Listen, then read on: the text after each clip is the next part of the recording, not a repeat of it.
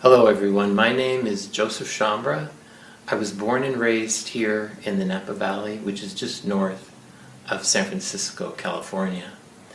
As a young boy, I was never really born thinking that I was gay. At a very young age, at about 8 years old, I was exposed to pornography. And it changed my life. It changed my perceptions, and it really formed my ideas of men and women and sex and intimacy. And as I got older, I drew all of my ideas of what a man should be from what I saw in porn. And it made me very confused. And I became very sensitive, very guarded, very isolated, because my life was really entrenched in the world of porn. This resulted in me having a very, very difficult time relating to my peers, especially other boys, as I really didn't know what a man was or what I could be as a man.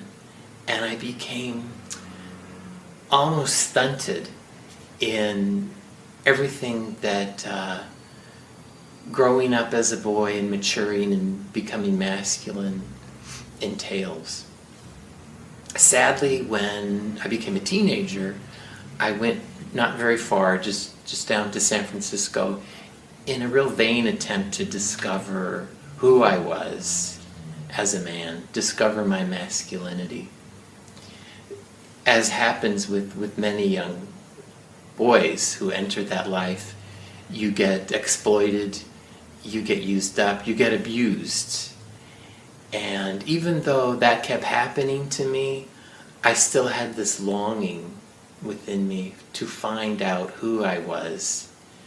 Oddly enough, I went looking for that in the porn industry. And in the early 90s, I became a gay porn actor. I would do my last porn film in 1999. By that time, I had become very, very desperate. And I wanted so much to find something that would bring meaning into my life. And even then, I still thought it was through pornography and the gay lifestyle. But at that point, although I had no belief in a higher power or God, my life had been very, very swallowed up by the occult.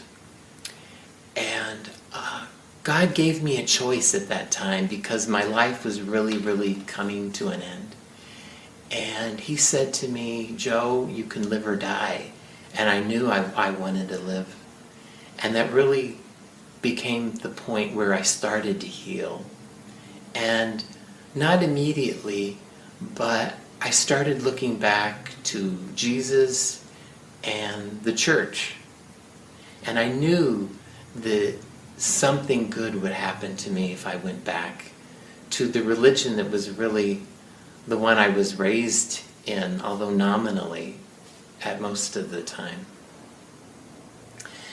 And that began this quest again, but it was a healthy one, to really heal all those pains and all those wounds that had hurt me so terribly as a child. I was blessed to discover an apostolate within the church called Courage, which was started by a very blessed man, Father John Harvey. And his great prayer was to bring men and women who suffer from some sort of same-sex attraction together, and to draw strength from God, of course, but from each other. And that's where it really began for me, is discovering that there were other people like me who had these feelings, were uncomfortable with them, and really wanted to get out of that lifestyle because the costs and bearing the burden of same-sex attraction was just too much. Most of us had been in the lifestyle but had found it unfulfilling, lonely, and empty, as I did. When I found Father Harvey and got to meet him, he was such a source of strength for all of us, because he did bring love and acceptance to us in the gay community, who very often don't feel that from any sort of church. But he gave that to us, and we were able to give that to each other, to listen to each other. But also with very good priests and counselors who were involved with courage, and they were able to help us look back and really excavate our past, and really to discover why we had these feelings, what happened in our childhood, because every single one of us, maybe it wasn't just one incident, but it could have been many that caused us to have these disordered feelings.